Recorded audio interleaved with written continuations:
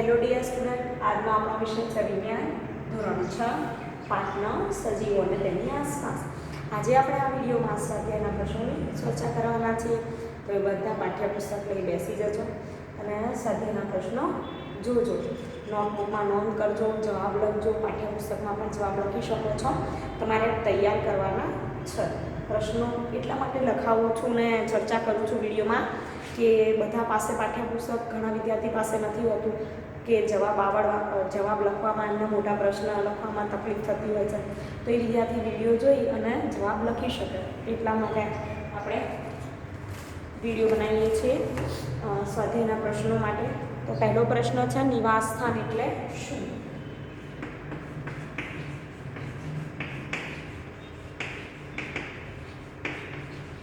હું તમને પહેલાં લખાઈશ અને પછી સમજાવીશ, તો તમે પણ નોટબુકમાં લખતા જજો નિવાસ સ્થાન એટલે શું.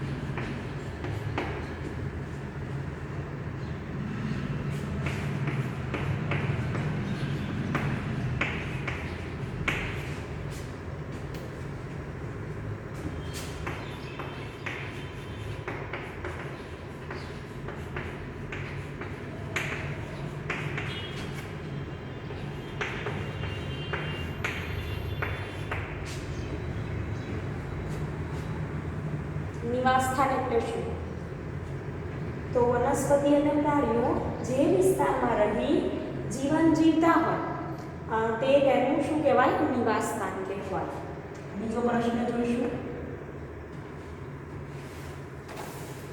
રણમાં જીવન જીવવા માટે થર કઈ રીતે અનુકૂલિત થયેલા હોય છે? હવે આપણે આગળના વિડીયોમાં જ્યારે પાઠની સમજૂતી આપી હતી ત્યારે મેં સમજાવ્યું હતું કે રણમાં જીવન જીવવા માટે થરમાં કયા કયા અનુકૂલન હોય છે. તો પહેલો પોઈન્ટ લખીશું, પહેલા પોઈન્ટ લખી દઈશ અને પછી તમને સમજાવીશ.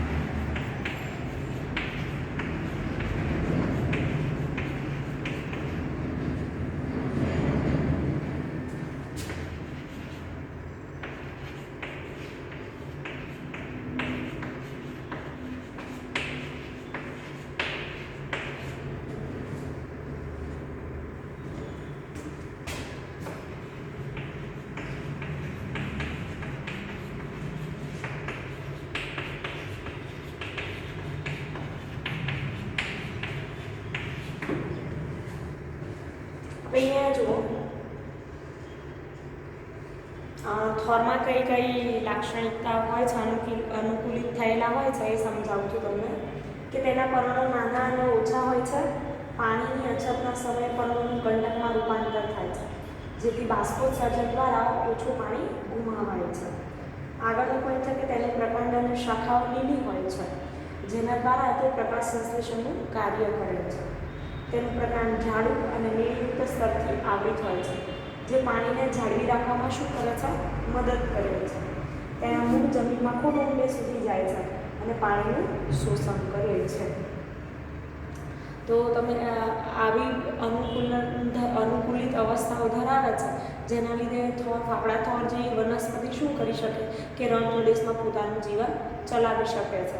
નહીંતર રણ પ્રદેશમાં તે ટકી શકે નહીં. ત્યાં પાણીનું પ્રમાણ કેવું હોય? ખૂબ જ ઓછું હોય છે અને પોષક તત્વો પણ ન મળી રહે જમીનમાંથી. તો એના માટે આવા ફેરફાર થયા હોય છે. ત્રીજો પ્રશ્ન જોઈએ.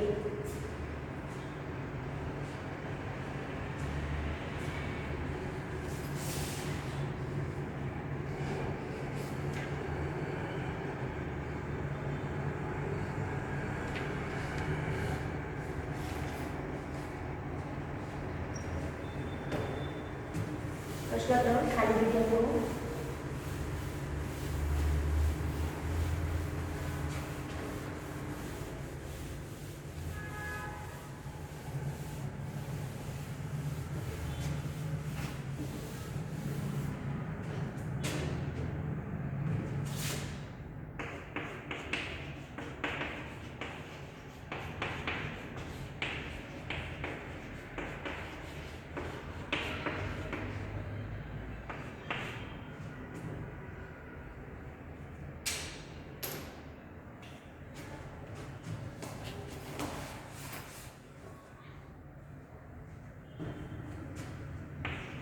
ખાલી જગ્યા લખી દઈશું.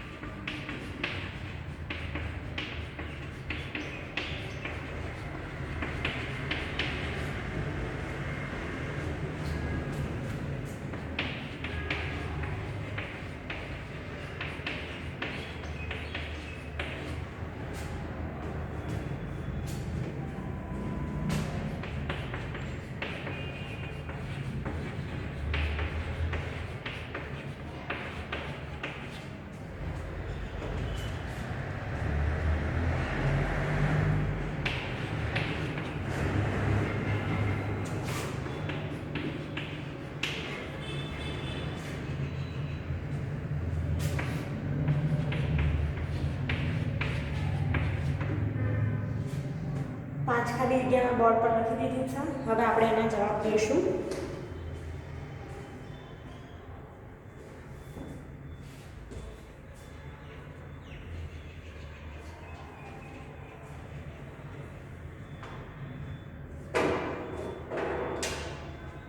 કે ચોક્કસ લક્ષણોની હાજરી કે જેના લીધે કોઈ વનસ્પતિ કે પ્રાણી કોઈ નિશ્ચિત નિવાસ સ્થાનમાં જીવે છે તેને શું કહેવાય? તો તેને કહેવાશે અનુકૂલન.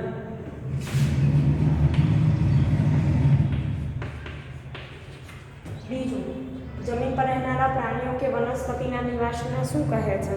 તો જમીન પર રહેનારા વનસ્પતિ કે પ્રાણીઓને નિવાસનો ભૂનિવાસ કહે છે. પાણીમાં રહેનારા પ્રાણીઓ કે વનસ્પતિના નિવાસને શું કહે છે? તો વિદ્યાર્થી મિત્રો, જે પાણીમાં રહે તેને જલીય કહે છે. જમીન, પાણી અને હવા એ નિવાસ સ્થાનને કેવા ઘટક કહેવાય? તો જમીન, પાણી અને હવા એ અજૈવ ઘટક છે. જે નિર્જીવ બધા અજૈવ ઘટક કહેવાય, સજીવ અને જૈવ ઘટક કહેવાય. આપણી આસપાસના બદલાવ કે જે આપણને પ્રતિભાવ આપવા પ્રેરે છે તેને ખાલી જગ્યા કહે છે. કે જે પ્રતિભાવ આપવા પ્રેરે એને શું કહેવાય? તો ઉત્તેજના.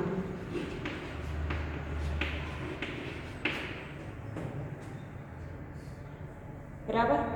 5 જવાબ. હવે આગળ જોઈશું પ્રશ્ન 4.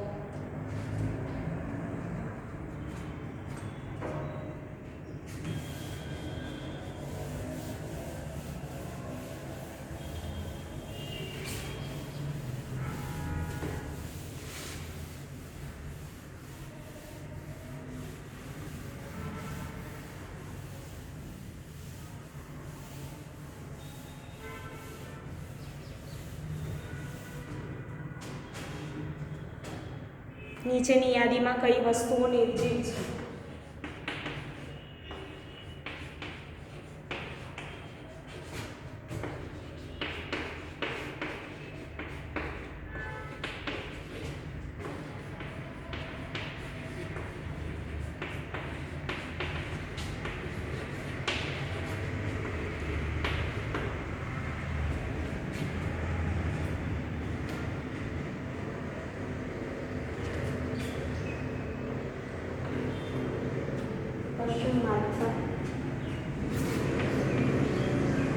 જોઈએ આપણે.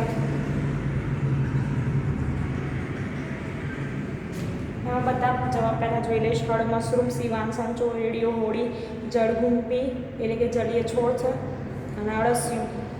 તો નિર્જીવ વસ્તુઓમાં શું આવશે? હળ, પછી સીવાનો, સંચો, રેડિયો, હોડી.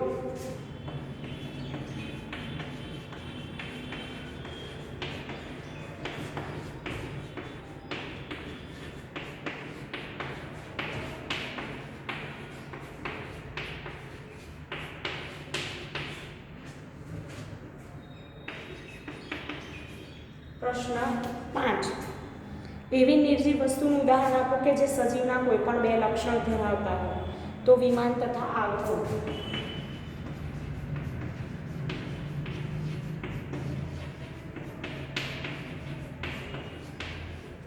વિમાન અને આગળ વિદ્યાર્થી મિત્રો તે નિર્જીવ છે પણ સજીવના 2 લક્ષણ ધરાવે છે.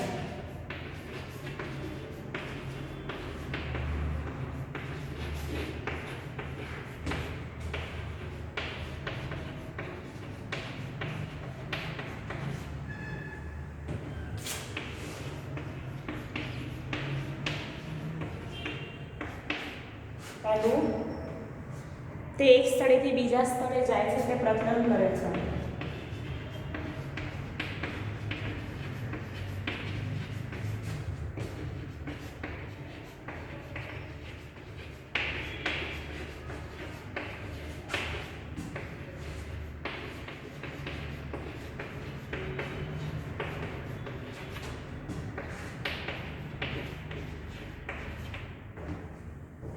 બીજું, તે ખોરાક તરીકે પેટ્રોલિયમ બળતણ લે છે.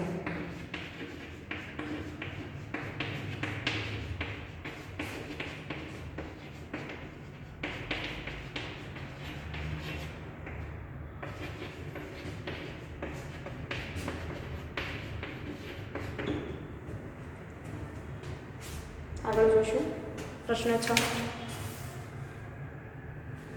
નીચેની યાદીમાં આપેલી નિર્જીવ વસ્તુઓમાંથી કઈ વસ્તુ ક્યારે સજીવનો ભાગ હતો? એટલે કે એવી કઈ વસ્તુઓ અંદર યાદી આપી છે કે જે પહેલાં કોઈ સજીવનો ભાગ હોય એવું કીધું છે. જો માખણ, ચામડું, માટી, ઊન, ઇલેક્ટ્રિક બલ્બ છે, રસોઈનું તેલ, મીઠું, સફરજન અને રબર. તો વિદ્યાર્થી મિત્રો એમાંથી કયો એવું આવશે કે જે પહેલાં કોઈ સજીવનો ભાગ હોય? તો માખણ, ચામડું, ઊન,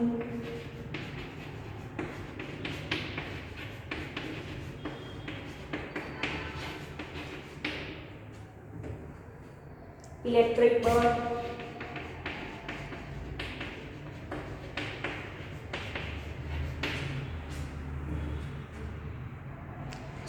ઇલેક્ટ્રિક બલ્બ ને આવે માખણ, ચામડું, ઊન,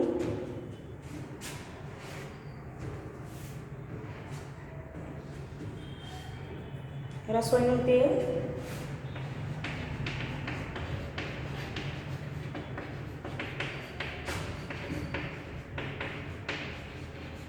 સફરજન, રબર. આટલા એવા હતા કે જે સજીવ વસ્તુમાંથી મેળવવામાં આવ્યા છે. જોઈએ આગળ પ્રશ્ન 7.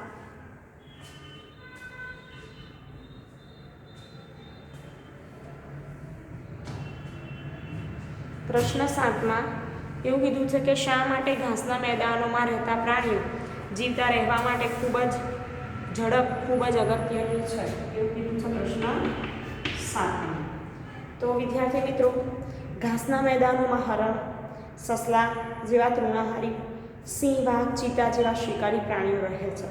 હવે ઘાસના મેદાનોમાં પ્રાણીઓ છુપાઈને રહે, બરાબર, પણ અને વૃક્ષો કે છુપાઈ રહેવા માટે વૃક્ષો અન્ય સ્થળ ઓછા હોય. હવે હરણ ને સસલા જેવા શું કરે કે પોતાના પ્રાણીઓ શિકારોથી બચવા માટે, જીવત રહેવા માટે દોડવાની ઝડપ હોવી જરૂરી છે. હવે જો એમની પાસે દોડવાની ઝડપ ના હોય તો મોટા પ્રાણીઓ શું કરી લે? એમનો શિકાર કરી લે અને એમને ખોરાક તરીકે ઉપયોગમાં લઈ લે, બરાબર. તો વળી વાઘને, ચિત્તાને પણ દોડવાની ઝડપ વધુ હોય છે, એટલે તેઓ શું કરે? તો પ્રાણીઓને પકડીને ખોરાક મેળવે અને જીવી શકે. એટલા માટે ઘાસના મેદાનમાં રહેતા પ્રાણીઓને જીવંત રહેવા માટે ઝડપ કેવી છે? ખૂબ જ અગત્યની. તો આપણે આ વિડીયોનો પાઠ 9 અને સ્વાધ્યાયના પ્રશ્નોની ચર્ચા કરી.